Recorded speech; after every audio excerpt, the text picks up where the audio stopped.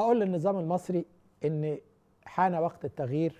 فكرة التغيير والانتقال إلى نظام ديمقراطي حان وقتها. لا يمكن أن نستمر في نظام قائم على حزب واحد، نظام يحرم الشعب من حقوقه الأساسية، نظام قائم على قانون الطوارئ. أنت بهذا بتوئد الشعب المصري. مكن الشعب المصري وسترى نتيجة تمكينك للشعب المصري. لازم أن تعرف أن النظام أن الشعب المصري حان الوقت أن يستعيد حقوقه وأن يكون هو السيد والحاكم. أقول للشعب المصري خلي عندك ثقة في نفسك 100%، لأنك أنت تملك كل القدرات الخلاقة، وأنت شعب ذكي، وأنت شعب قادر على أن تحلق إلى الآفاق.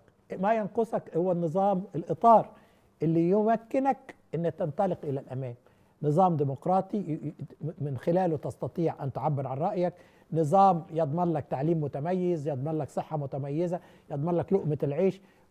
لو وضعت لك حطيتك في النظام السليم مش هشوفك، هتنطلق ومش هترجع تاني.